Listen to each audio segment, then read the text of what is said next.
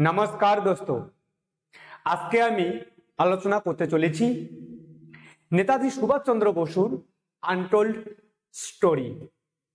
যেটা শুনলে অবাক হয়ে যাবেন যে নেতাজি সুভাষ চন্দ্র বসুর বিরুদ্ধে এত বড় ষড়যন্ত্র করেছিল গান্ধীজি, সঙ্গে সঙ্গে রাজেন্দ্র প্রসাদ, সর্দার বল্লভভাই প্যাটেল, এরা সবাই মিলে কোনো না কোনো এক সময় নেতাজি সুভাষ চন্দ্র বসুর বিরুদ্ধে বিশাল পরিমাণে ষড়যন্ত্র রচনা করেছিলেন।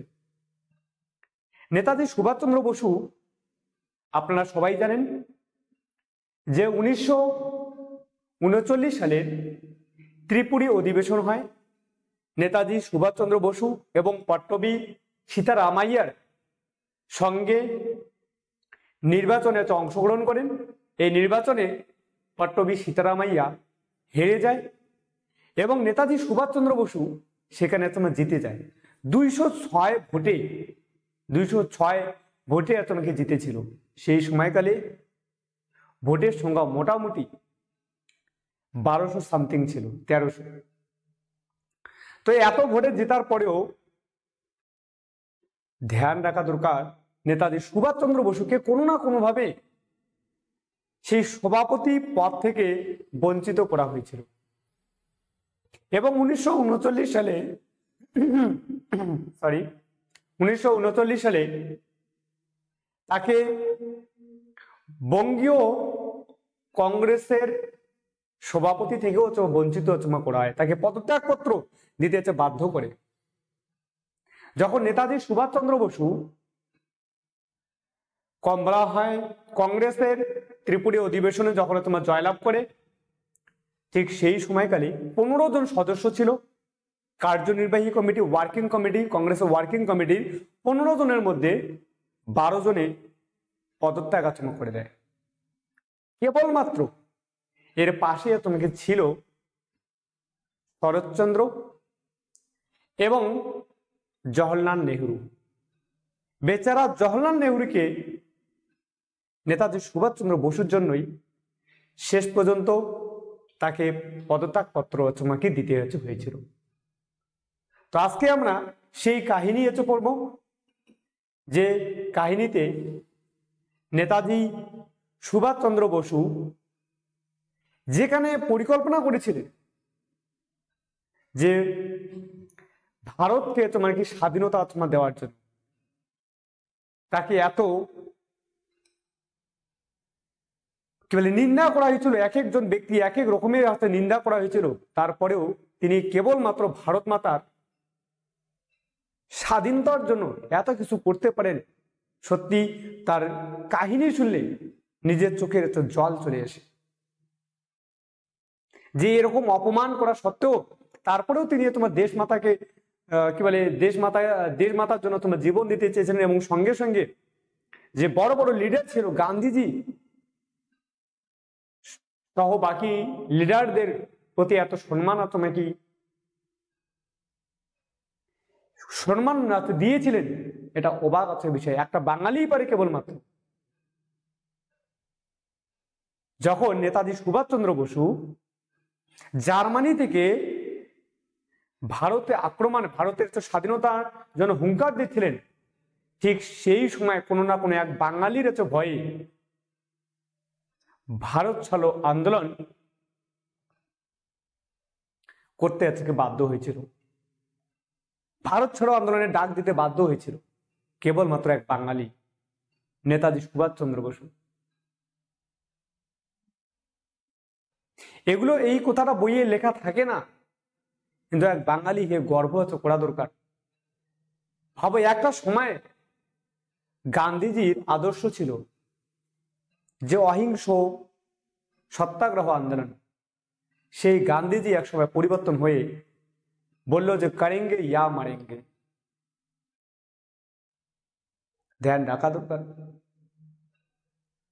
যখন নেতাজি সুভাষচন্দ্র বসুকে জোর জবরদস্তি করে, নেতাজি সুভাষচন্দ্র বসু কখনো স্বেচ্ছায় বলা হয় কংগ্রেসের ত্রিপুরী অধিবেশনে সভাপতি পদ ত্যাগ করেননি, তাকে জোর করে করা হয়েছিল। এবং যখন তাকে বঙ্গীয় কংগ্রেস কমিটি থেকে, সভাপতি থেকে পদত্যাগ করা হয়েছিল, রবীন্দ্রনাথ ঠাকুর পার্সোনালি চিঠিয়ে তোমায় লিখেছিল না গান্ধীজিকে যে তাকে পদত্যাগ পত্র ফিরিয়ে নেওয়া হোক। কিন্তু সেই সময়ে গান্ধীজি বলেছিল এটা কখনো সম্ভব না। তাহলে ভাবো যে তার প্রতি কতটা নির্দয় তোমায় রাখা হয়েছিল। কেবলমাত্র আদর্শ তোমাকে বলা হয় পার্থক্য ছিল। তবুও নেতাজি সুভাষচন্দ্র বসু গান্ধীজিকে সম্মান করতেন, তাকে জাতির পিতা বলেছেন, এত বড় সম্মান।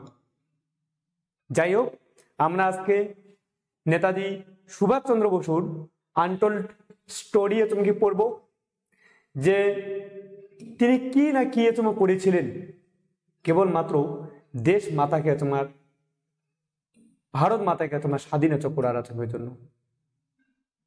নেতাজি সুভাষচন্দ্র বসু যদি বলা হয় জন্মগ্রহণ করেছিল 1897 তুমি কি সালে? লেখো নেতাজি সুভাষচন্দ্র বসু। নেতাজি সুভাষচন্দ্র বসু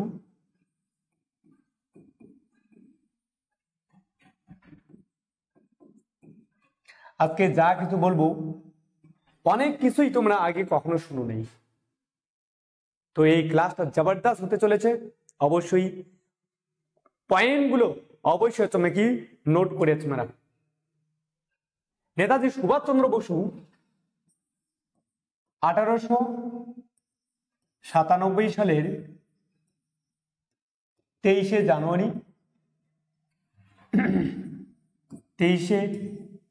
জানুয়ারি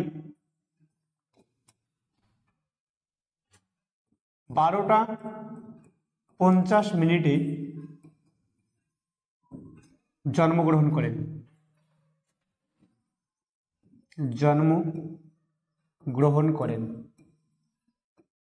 তিনি নবম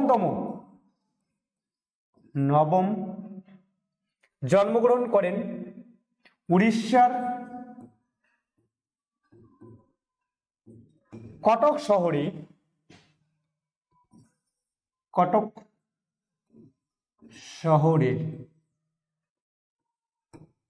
তালচে নাম শোনা আছে?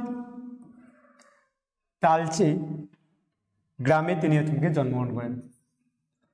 তালচেতে জন্মগ্রহণ করেন। তিনি কত নম্বর পুত্র ছিলেন? ধ্যান রাখা দরকার, নবম পুত্র ছিল, নবমতম পুত্র ছিল। নেতাজি সুভাষচন্দ্র বসু কততম পুত্র ছিল? নবমতম পুত্র ছিল। Very very important.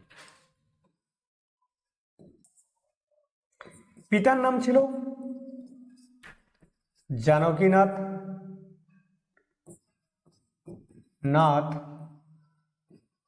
বসু। মাতার নাম ছিল প্রভাবতী দেবী। মাতা কি ছিল? মাতার নাম ছিল প্রভাবতী দেবী। অ্যাকচুয়ালি এটা নবমতম পুত্র ছিল না, নবমতম সন্তান। লেখো নবমতম সন্তান ছিল। পিতার নাম কি ছিল? জানকীনাথ বসু। মাতার নাম ছিল কি? প্রভাবতী দেবী। ঠিক এই সময় তাকে তার অদম্য ইচ্ছাশক্তি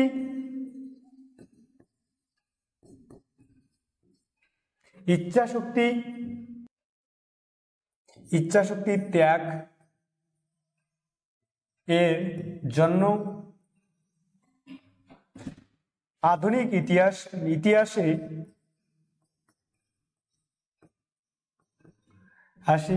তাকে পৌরাণিক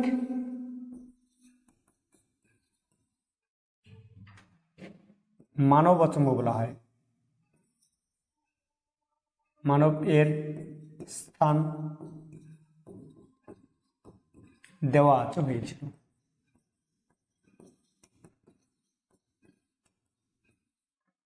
নেতাজি সুভাষচন্দ্র বসু রাধাকৃষ্ণন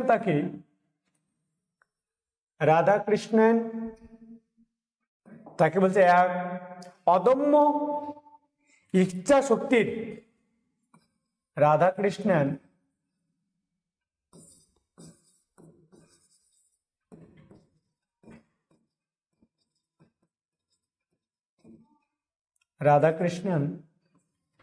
তাকে বলেছেন যে এক অদম্য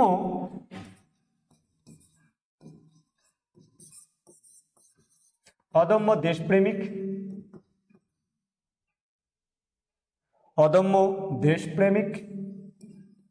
যিনি অদম্য দেশ সেবায় নিযুক্ত ছিলেন।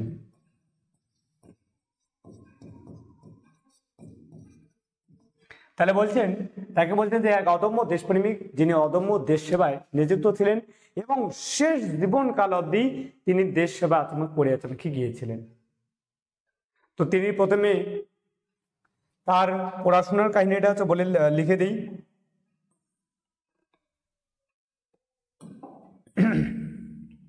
তিনি পড়াশোনা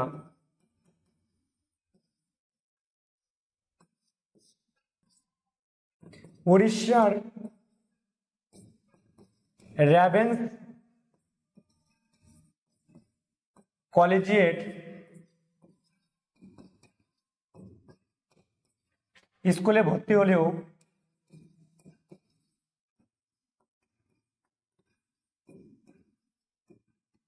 হলেও মিশনারি স্কুলে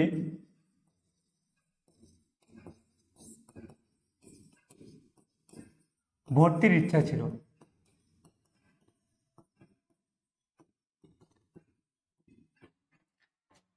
নেতাজি সুভাষচন্দ্র বসু তাহলে বলা হয় এই সময়কালে রেভেন্স কলেজিয়েট স্কুলে প্রথম প্রাথমিক শিক্ষা গ্রহণ করে এবং মাধ্যমিকে তিনি যখন মাধ্যমিক পরীক্ষা দেন 1913 সালে মাধ্যমিক দেয়। মাধ্যমিকে 700 নম্বরের মধ্যে 609 পেয়ে দ্বিতীয় র্যাঙ্ক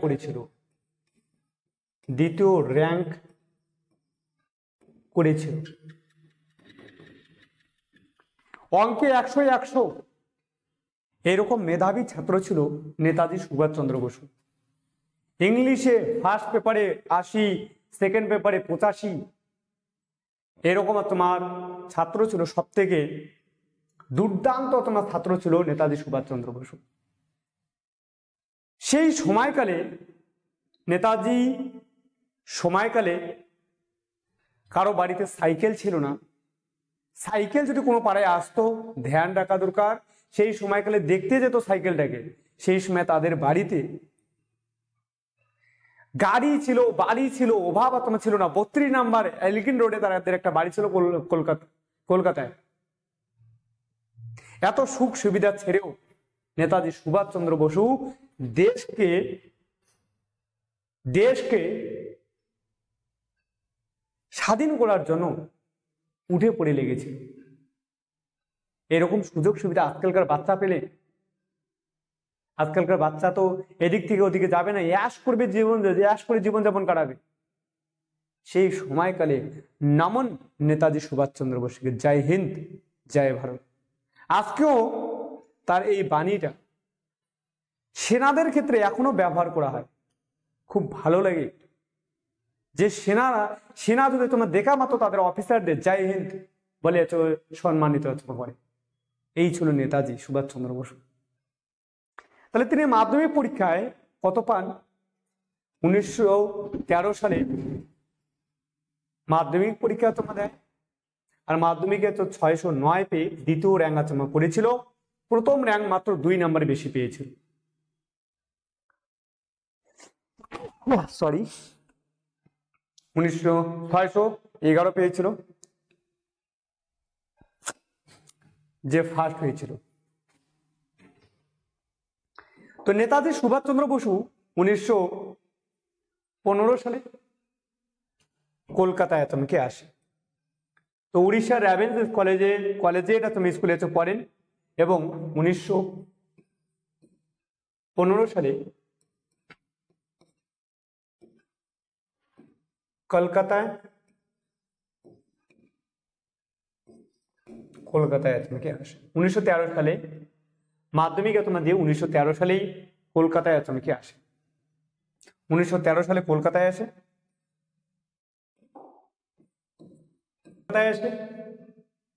এবং 1915 সালে নেতাজি সুভাষচন্দ্র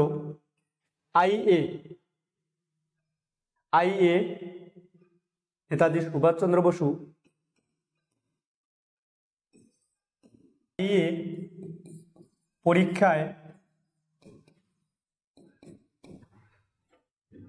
পরীক্ষায় তোমার ফার্স্ট হয়, প্রথম তোমাকে হয়। তো ধ্যান রাখা দরকার, নেতাজি সুভাষচন্দ্র বসু 1913 সালে মাধ্যমিকে তোমাকে দেয়, মাধ্যমিকে 609 পেয়ে দ্বিতীয় তোমার র্যাঙ্ক করে, প্রথম পেয়েছিল প্রমোদ নাথ বলে তুমি একজন, তিনি 600 প্রমোদ নাথ পেয়েছিল, প্রমোদ নাথ পেয়েছিল 611 পেয়েছিল, নেতাজি সুভাষচন্দ্র বসু 609। 1913 সালে নেতাজি সুভাষচন্দ্র কলকাতায় আসে, আর কলকাতায় এসে সেখানে আইএ পরীক্ষায় প্রথম র্যাঙ্ক করে। নেতাজি সুভাষচন্দ্র এরপর 1915 সালে ভর্তি হয় কোথায়? 1915 সালে ভর্তি হয় প্রেসিডেন্সি কলেজে ভর্তি হয়, প্রেসিডেন্সি কলেজে ভর্তি হয়।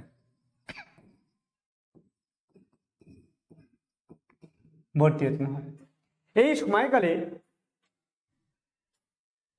প্রেসিডেন্সি কলেজের ইতিহাসের অধ্যাপক ওটেন সাহেবের সঙ্গে তারা তো মতবিরোধ হয়। ওটেন সাহেবের মতবিরোধ হয়, প্রেসিডেন্সি কলেজে ভর্তি হয়, এবং ইতিহাসের শিক্ষক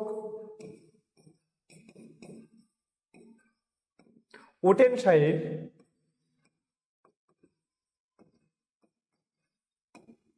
সঙ্গে মতবিরোধ হয়।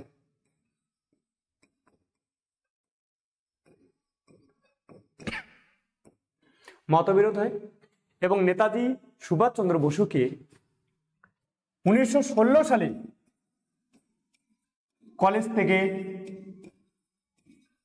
কলেজ থেকে রাস্ট্রিগেট করা হয়, বহিষ্কৃত করা হয়।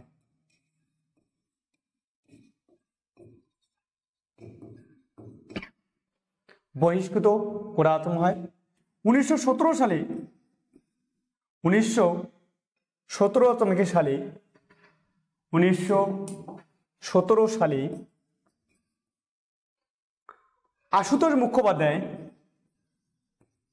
আশুতোষ মুখোপাধ্যায় তাকে কলকাতা বিশ্ববিদ্যালয়ে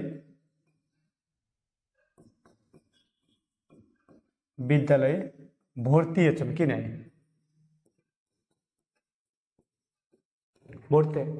নেতাজি সুভাষচন্দ্র বসু প্রেসিডেন্সি কলেজের অধ্যাপক। তো সেই সময়কালে নেতাজি সুভাষচন্দ্র বসু তোমার মতবিরোধ হয়, এবং তাকে রাস্ট্রিগেট করা হয়। তখন আশুতোষ মুখোপাধ্যায় এরকম জিনিয়াস একজন তোমার ছাত্র দেখে তাকে কলকাতা বিশ্ববিদ্যালয়ে আহ্বান জানায়, এবং সেখানে তিনি কলেজ ডিগ্রি কমপ্লিট করেন।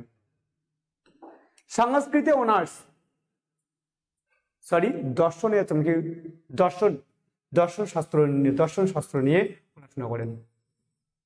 দর্শন শাস্ত্র নিয়ে প্রথম স্থান তোমাকে অধিকার করে।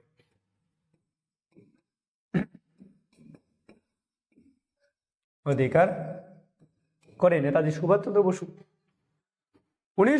পরবর্তীকালে যখন দর্শন শাস্ত্র নিয়ে প্রথম তোমাকে স্থান অধিকার করে, পরবর্তীকালে নেতাজি সুভাষচন্দ্র বসু সাইকোলজি বিষয়ে পড়ে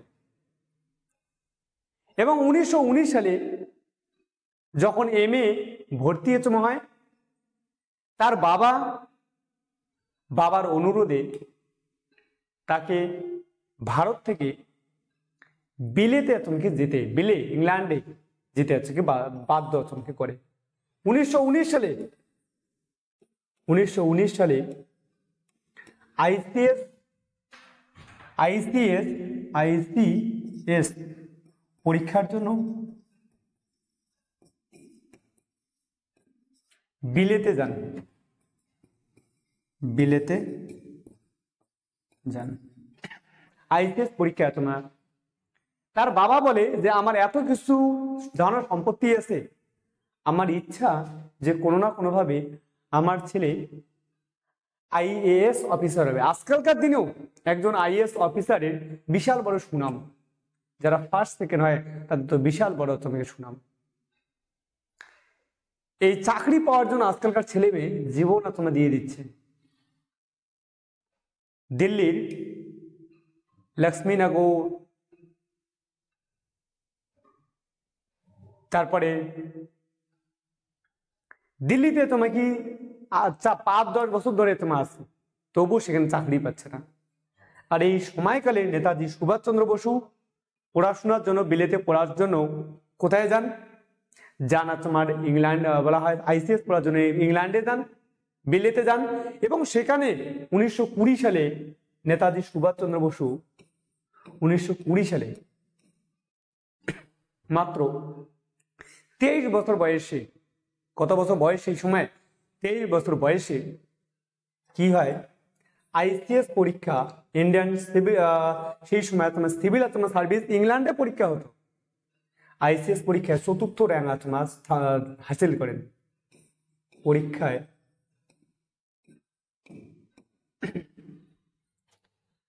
4র্থ স্থান অধিকার করে।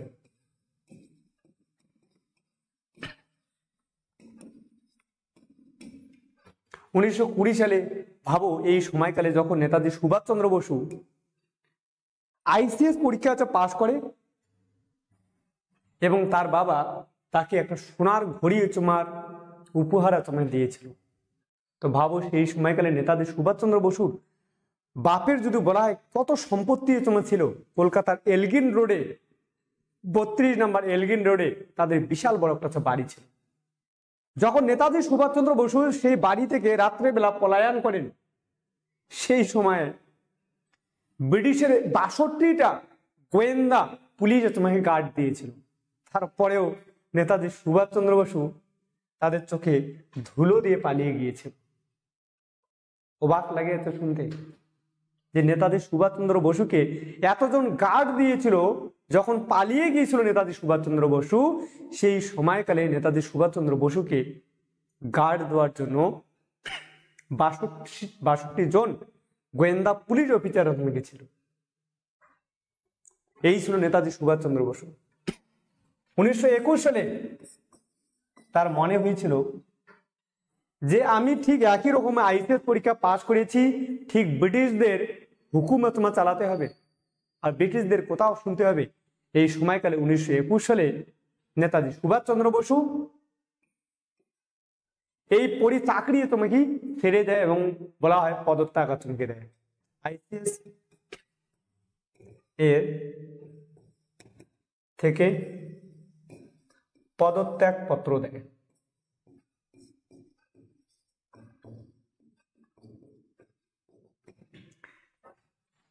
এবং সেই সময়কালে নেতাজি সুভাষচন্দ্র বসু 1921 সালে চলে যায় কোথায়? বোম্বাই, গান্ধীজির সঙ্গে দেখা করার জন্য। কেন? তিনি ভারতবর্ষকে সেবা করতে চান। তাহলে 1921 সালে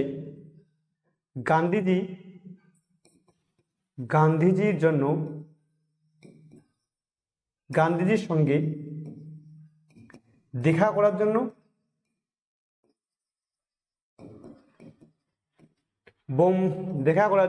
বোম্বাইতে যান।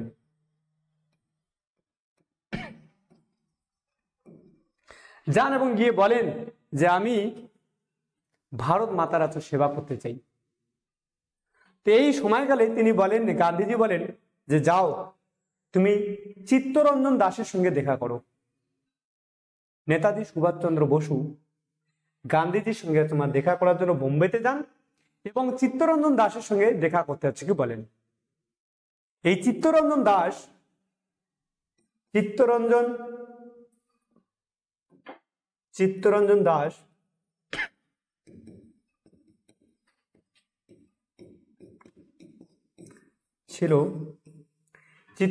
দাস ছিল নেতাজি সুভাষচন্দ্র বসুর গুরু। নেতাজি সুভাষচন্দ্র বসুর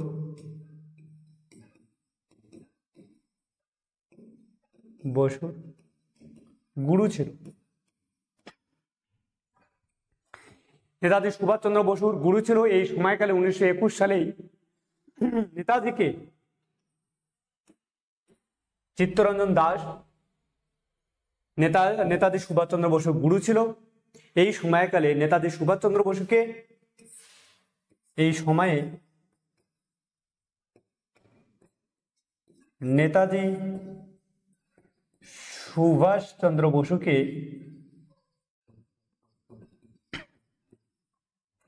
নেতাজি সুভাষচন্দ্র বসুকে কি বানানো হয়? ধ্যান রাখা দরকার।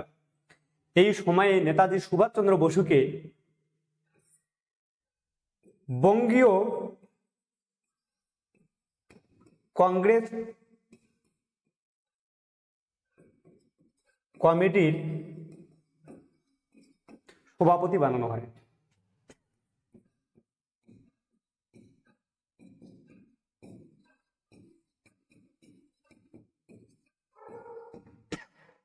নেতাজি সুভাষচন্দ্র বসু বাংলায় বঙ্গীয় কংগ্রেস কমিটির সভাপতি নিযুক্ত হয়।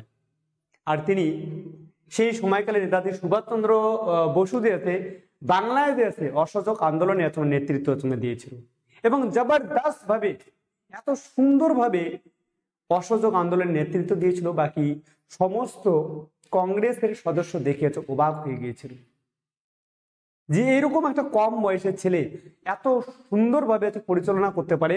তারা দেখেই অবাক হয়ে গিয়েছিল। কিন্তু দুঃখের বিষয়, এই সময়ে নেতাজি সুভাষচন্দ্র বসুকে গ্রেপ্তার করা হয় প্রথমবার 1921 সালে, যখন অহিংস অসহযোগ আন্দোলনে গান্ধীজির আহ্বানে নেতাজি সুভাষচন্দ্র বসু অসহযোগ আন্দোলনে যোগদান করে এই প্রথম তিনি জেলে যান।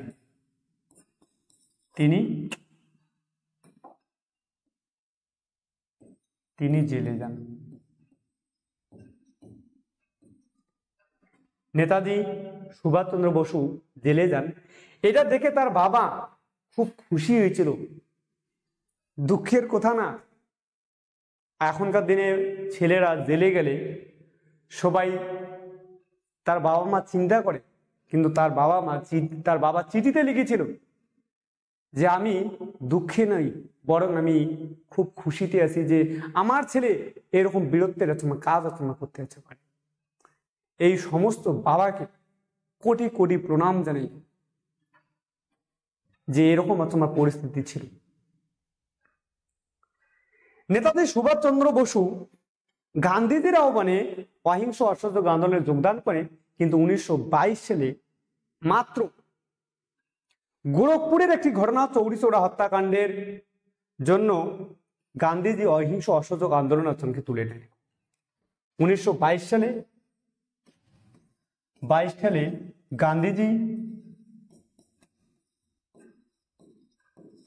অহিংস অসহযোগ আন্দোলন তুলে নিলে অসহযোগ আন্দোলন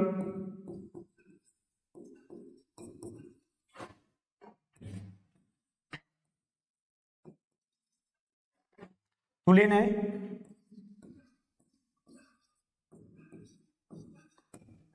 বলা এই 1922 সালে গান্ধীজি অহিংস অসহযোগ আন্দোলন তোমার তুলে নেয় এবং নেতাজি সুভাষচন্দ্র বসু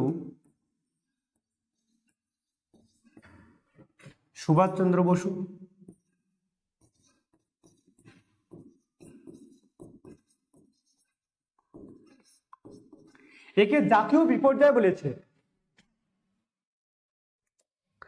নেতাজি সুভাষচন্দ্র বসু একে জাতীয় বিপর্যয় বলেছে,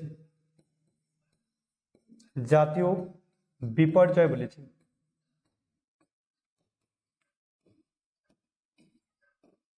তো ধ্যান রাখা দরকার যে নেতাজি সুভাষচন্দ্র বসু এই সময়কালে একজন ছোট একটা ছেলে, যখন গান্ধীজির এত বড় একটা ভুল হয়েছিল,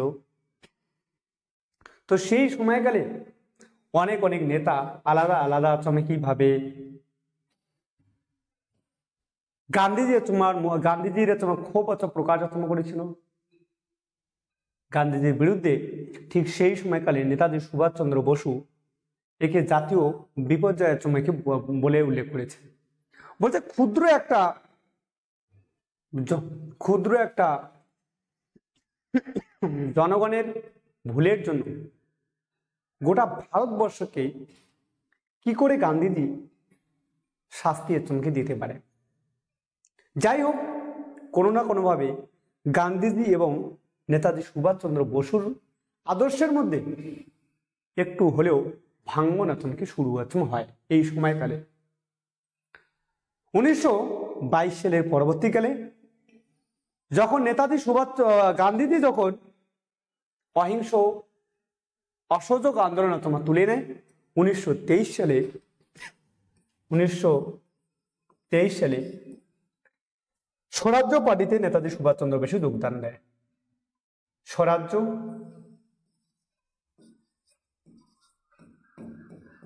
পার্টিতে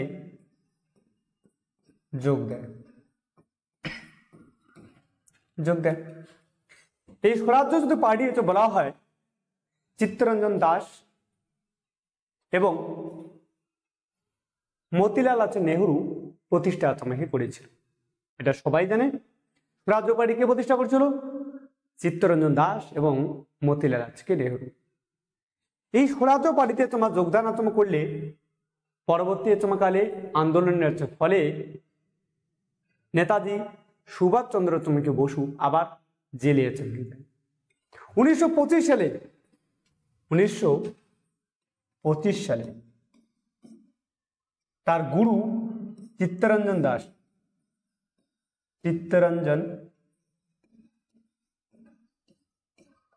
দাস মারা যায়।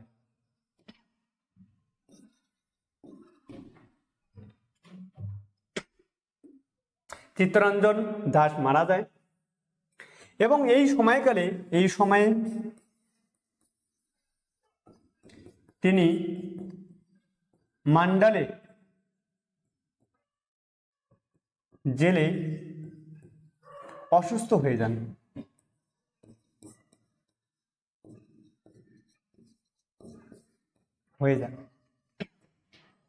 দেখুন, চিত্তরঞ্জন বলা হয় নেতাজি সুভাষচন্দ্র বসুর এই সময়কালটা সব থেকে খারাপ সময় ছিল।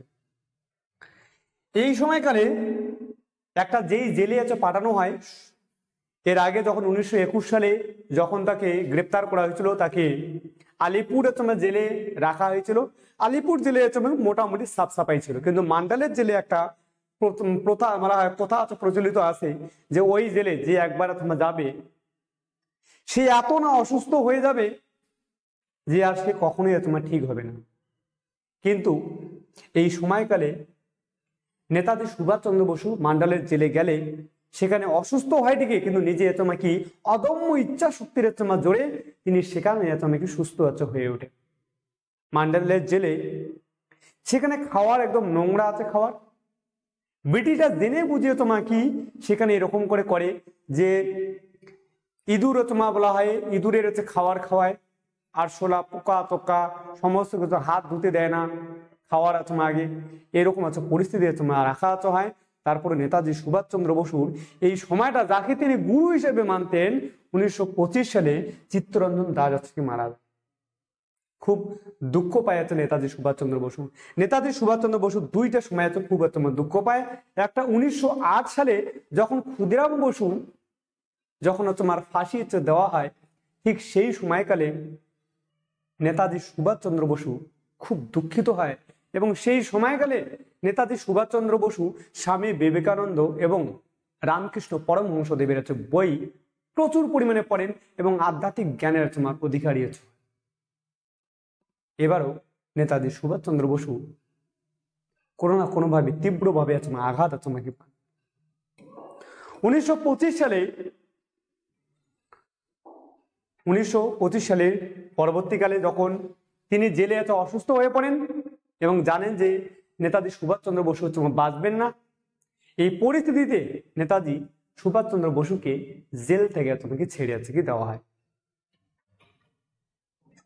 1927 সালে সাইমন কমিশন গঠিত হয়। সাইমন কমিশন গঠিত হয়।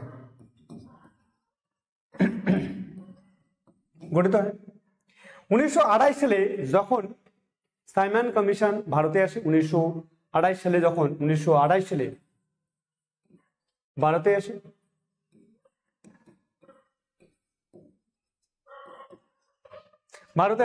ঠিক সেই সময়কালে নেতাজি সুভাষচন্দ্র বসুকে কলকাতার সমস্ত দায়িত্ব দেওয়া হয়, কি করে পরিচালনা করবেন,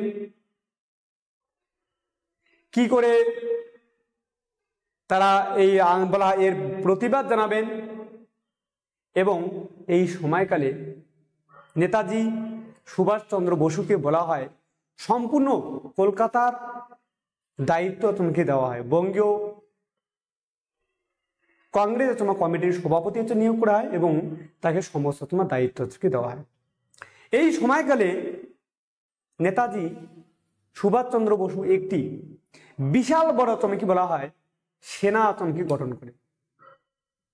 নেতাজি সুভাষচন্দ্র বসুর কোনো না কোনোভাবে ছোটবেলা থেকেই একটা স্বপ্ন ছিল সেনাতে যাওয়ার, কিন্তু ভাগ্যের পরিক্রমে শেষে তিনি সেনাতে যেতে পারেন না, কারণ তিনি ব্রিটিশদের ঘৃণা আছে। নেতাজি সুভাষচন্দ্র বসু যখন কলকাতায় একটি বিশাল বড় মিটিং হচ্ছিল, আর এই মিটিং এ কংগ্রেসের বিশাল বড় বড় নেতা 1928 সালে যদি বলা হয় এই সময়কালে মতিলাল নেহরু রিপোর্ট পেজ করতে এসেছিল কলকাতায়, বিশাল বড় কলকাতা অধিবেশন হয়েছিল। ঠিক সেই সময়কালে নেতাজি সুভাষচন্দ্র বসু এনসিসি আজকালকার দিনে যেরকম থাকে সেরকম বিশাল বড় একটা সেনা তৈরি করছিল। সেনা ড্রিল থেকে শুরু করে সমস্ত কিছু সেনার আদব কায়দা ড্রেস একদম সুন্দরভাবে করে তৈরি করেছিল। নেতাজি মতিলাল নেহরু যখন এরকম ব্যবস্থা দেখে তাকে স্যালুট জানায়, মতিলাল নেহরু তাকে শাবাশি দেয়। কিন্তু দুঃখের বিষয় এই সময়কালে মহাত্মা গান্ধী, যাকে নেতাজি সুভাষচন্দ্র বসুকে উৎসাহিত করা দরকার ছিল, তিনি বলেন যে এই বানর সেনার জরুরিতে কি আছে, এই বানর সেনার গঠনে কোনো প্রয়োজন পড়ে না। নেতাজি সুভাষচন্দ্র বসু মনে মনে আঘাত পেলেও কখনো গান্ধীজিকে কখনো খারাপ কথা বলেনি। এই ছিল বাঙালি হৃদয়ে পুড়ে যাবে কিন্তু বলবে না। যাই হোক, 1928 সালে এই গান বলা নেতাজি সুভাষচন্দ্র বসুর সেনাকে বানর সেনা বলে তুমি কি বলা হয়, অপমানিত করা হয়। তো এই সময়কালে বানর সেনা বলে গান বলা হয় নেতাজিকে ভ্রুক্ষেপ করা হয়।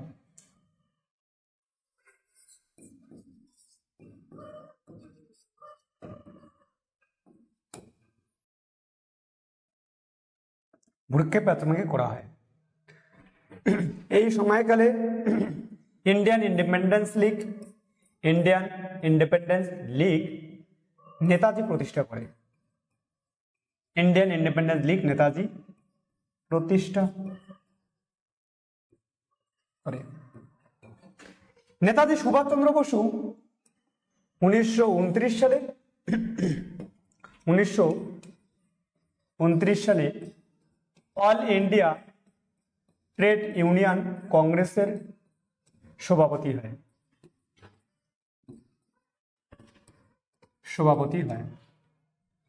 অল ইন্ডিয়া ট্রেড ইউনিয়ন কংগ্রেসের সভাপতি হয় কে? নেতাজি সুভাষচন্দ্র বসু। এই সময়কালে নেতাজি সুভাষচন্দ্র বসুকে আবার পরবর্তীকালে গ্রেপ্তার করা হয়। নেতাজি সুভাষচন্দ্র বসু 1930 সালে জেলে ছিলেন। সেই সময়কালে কলকাতায় নির্বাচন হয়, মেয়রের পদে নির্বাচন হয় এবং 1930 সালে তিনি কলকাতার মেয়র হন।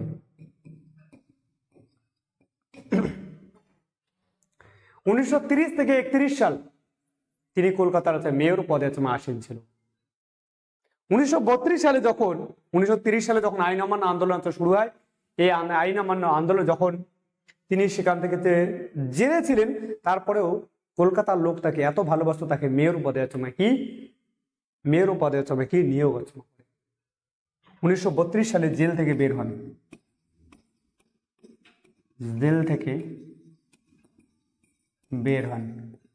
1932 সালে আবার তাকে জেলে ভরা হয়। সর্বশেষে 1933 সালে জেল থেকে মুক্ত করা হয়। 1934 সালে আইন অমান্য আন্দোলন তুলে নেওয়া হয়। এই সময়কালে বিটল ভাই এবং নেতাজি যৌথ ভাবে বলেছিল যে গান্ধীজি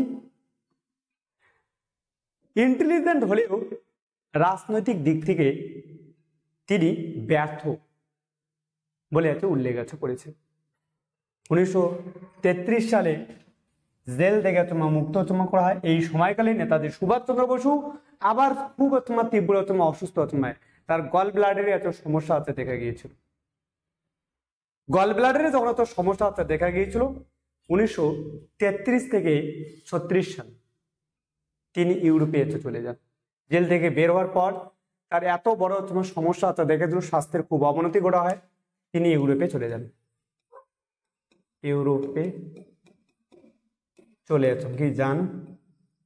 চিকিৎসার জন্য। তাতে টাকা পয়সার কোনো অভাব ছিল না।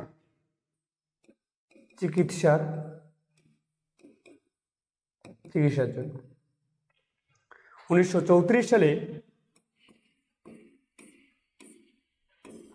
এমিলিয়ার সঙ্গে দেখা হয়। তার স্ত্রী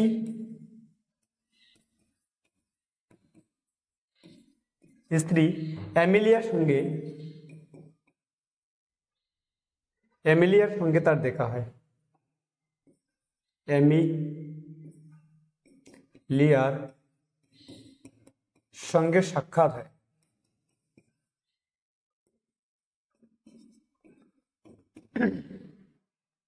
1935 সালে তার গল ব্লাডারে অপারেশন হয়।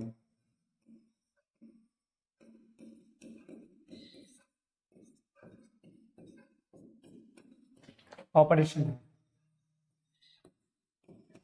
1936 সালে 1936 সালে ভারত ফিরে আসেন।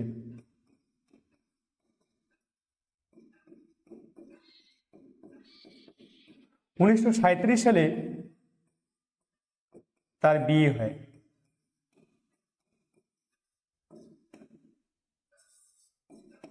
1942 সালে তার একটা বাচ্চা হয়, নাম হচ্ছে অনিতা বসু। অনিতা বসু। তো আজকের ভিডিওটা এই পর্যন্ত তোমার রাখছি, ভিডিওটা অনেক বড় হয়ে যাচ্ছে। এর সেকেন্ড পার্টে এর কাহিনী তোমার নিয়ে আসবো যে কি কারণে তোমার হয়েছিল। 1921 সালে যদি বলা হয় যে সে প্রথমবার তোমার জেলে গিয়েছিল, পরীক্ষায় কোশ্চেনটা আসে কি কারণে জেলে গিয়েছিল। 1921 সালে তোমরা কমেন্ট বক্সে জানাও যে কোথাকার রাজপুত্র ভারতে তোমরা এসেছিলেন।